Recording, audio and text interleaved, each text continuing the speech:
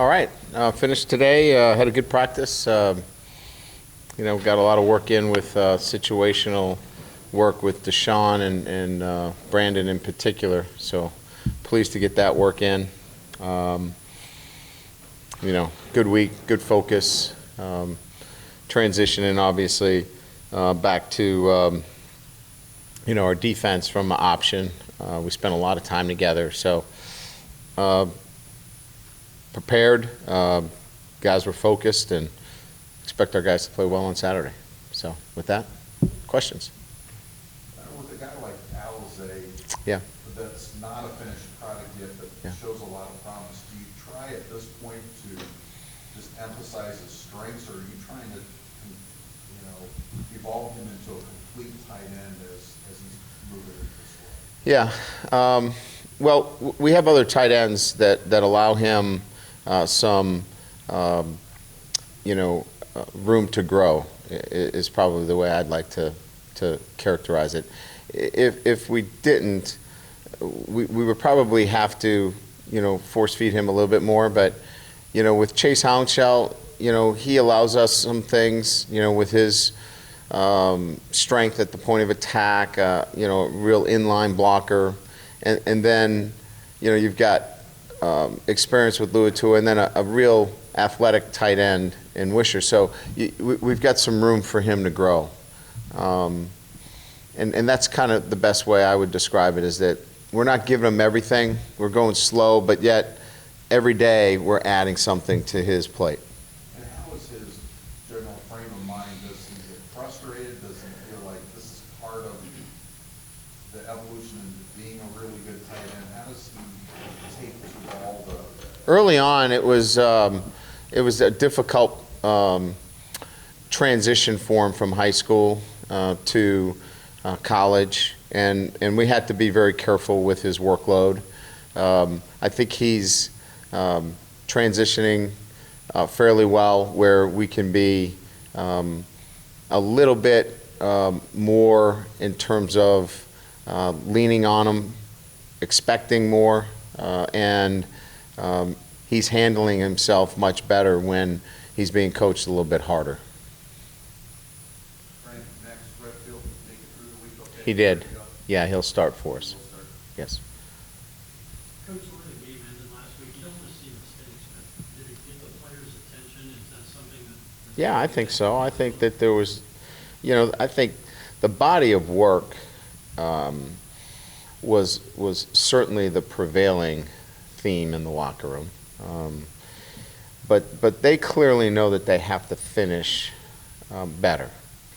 So that was something that was talked about, and that was something that they all want to make sure it doesn't happen again.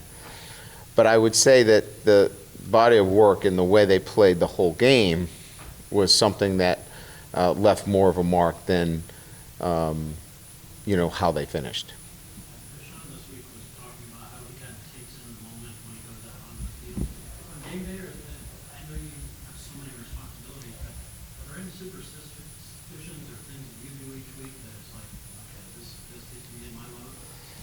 I've grown to appreciate each day at Notre Dame Stadium more and more, and I don't want to, sound, like I'm waxing philosophical, but I mean, it is such a special place that you when you're here now going on 6 years, you really appreciate coming out to the atmosphere that's been created in that stadium. I take it in for the first few minutes prior to the game, and then you're just locked into the game after that, and then after the game, enjoying the post game and the alma mater and singing the fight song. But other than that, there's no superstitions other than making sure the team's prepared. I know a couple of years ago, turf was a big issue. It seems like this team is built for that. It played really well. Has it worked out the way you wanted it to? It has. I mean, that was obviously the plan, was to, continue to build a football team that had speed and would play fast and would certainly use it to its benefit. Frank, the last few years, Bell Tape is one of your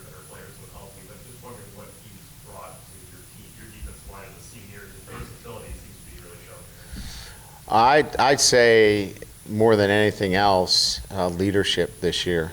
Couldn't be more proud of a guy in the way that he has matured and taken hold of his captainship in a manner that I didn't know that he could. And specifically, his room and the defensive line room, that's not an easy room.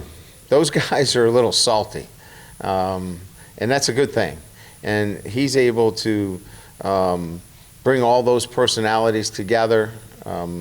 He's now not afraid to hold others accountable, which is just a huge step in being a great leader. Now, his play has been really good, but what I've been most pleased with is that the way he's practiced. He's set a standard for practice, and I couldn't be more proud of him. Listening to Sean talk, it struck me that when we watched him, when we got to know Malik, it seemed like when he was a backup, he as a backup thought, I'm going to be leading the team to a national championship this year when you guys were kind of rolling along. And Yeah. I remember Mike Denbrock said, he was just broken in half. He didn't get to go to that Florida State game, and it looked like Wilson was out. Is it wrong to say that Kaiser was almost more shocked that he was thrust into that role? I'm sure he's adapted to it now, but it seems different than Zaire was like, I am the man, even when he wasn't the man. Was that unique to him? I think there are different dynamics at play in that Malik was here a full year ahead of, he had more investment in the program, he had more time, he had, more tread life on him in the sense that, hey, it's my time, I've been here, I'm an early enrollee, I put in my time. Whereas it happened real quick for Deshaun, and he went from being the third string quarterback with Everett Golson and Malik Zaire here to, all right, it's my time, pretty quick. So I think you could clearly say bit of a surprise versus, hey, it's my time, but I think the timing has something to do with that. Brian, after the Virginia game, you had some concern about the secondary, and then as you went into last week, the assignments were way different. Yeah. As you got into this week, do you feel like they cleaned up with some of the concerns that you had after?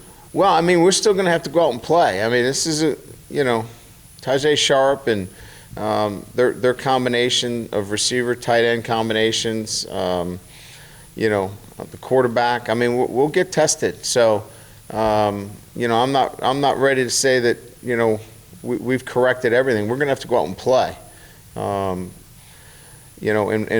we'll see. I have confidence that they're going to play much better than they did against Virginia, but they got to go out and do it now. When you want to get a second quarterback like Brandon into the game, as a coach, when do you evaluate when the timing would be right? It's like, okay, I want to get him into the third series or maybe the second quarter if we have this amount of points or something Yeah. like that. How do you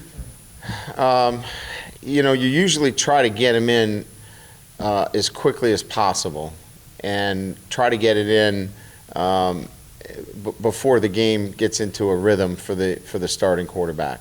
Provided you're not playing two, and there's no intention of playing two quarterbacks. This is just trying to get Brandon in the game and get him a little bit of playing time. So try to do it sooner better than later, and we'll just try to pick our spot when we can do that. Are you trying to put together a different package for him? It'll be what's in our playbook. It'll be plays that Malik's run. It'll be plays that Deshaun has run, but they won't be, everything that we have in our playbook. So we have just chosen plays that we believe that fit him right now and that he has a comfort level with. Last week in practice, you said Brandon looked kind of nervous now that he's going to be on the field. I know he's still going to play on Saturday, but do you think now he's had a process that he's a little bit more calm, I guess? I like the week he had. Yeah, I was really pleased. We're not there yet. But we made really good strides this week. And was it something different in just how he looked I think it was a combination of a number of things, more reps, more comfort level in some of the things that we were doing with his footwork, and then just keeping things simple for him, not giving him the whole playbook, really just giving him the things that he felt comfortable with, and enough that he can, execute and perform to the level where if he has to go in, I feel a whole lot better this week that he could go in and we could win the game with him. With Nicky, Barati, and McKelty Williams, what did you see out of those guys? Nick had a good week. McKelty's still learning. He's probably not ready to play at the level we need him to play, and I won't play him. We're not going to play any freshmen on special teams until they can impact offense or defense. So if they haven't played up to this point, they're not going to be on a special teams unless they can impact offense or defense. So once they can, or we feel that they're capable of impacting that side of the ball, then we'll engage them in special teams. He had a good week. He's learning, but it's going to take a little time with him. I imagine, with as competitive as you trying to make every position, that there's occasionally players that get frustrated. There are. And one of them kind of bubbled up in the social media. Yes, Jay Hayes. Right. Can you just talk about? Sure. There has to be responsibility as it relates to social media, and you have to think before you hit send. And what you have to do is you have to knock on my door instead of hit the send button. And, these are good lessons to be learned. And, if he has a job at Google and he talks about his boss that way, he's probably not going to have a job the next day. So you try to use them as life lessons. You don't say, hey, I'm going to take Twitter away from you. You just tell them, look, you need to make a better decision next time or it's going to impact you when you leave here at Notre Dame. We have players that want to get on the field. I had a conversation with Jay. He understands the mistake he made. He won't travel. He won't be on the travel roster this week because of that mistake. But we have great faith in Jay. He's going to play here. He's still in the developmental stage. We like Jay, and just like we like Blankenship, just like we like Trumbetti, who didn't play last week. These are guys that are chomping at the bit to play. They want to play. But we got good players, and that's a good problem to have. So we're okay with Jay Hayes, and Jay's going to be fine. Just a good life lesson. And speaking of chomping a bit, Justin Brent, is he chomping enough that he can push his way into that rotation? Well, that's a good question. He had a great week this week. We saw possibly that next step in his development. He's down to AAA. He's starting to hit the ball a little bit. So he's making some progress. I watched some film of him on Wednesday, and we're starting to see the lower pads. We're starting to see the things that we needed to see, and I think he's making progress there. Anything else? What's the sharp view that impresses you so much, and how do you simulate that? He's a veteran receiver. He's played a lot of football, good route runner, and yards after the catch. He catches the ball, and they put him in some good positions. Mark's a good coach and does some really good things with formations and gets some good matchups.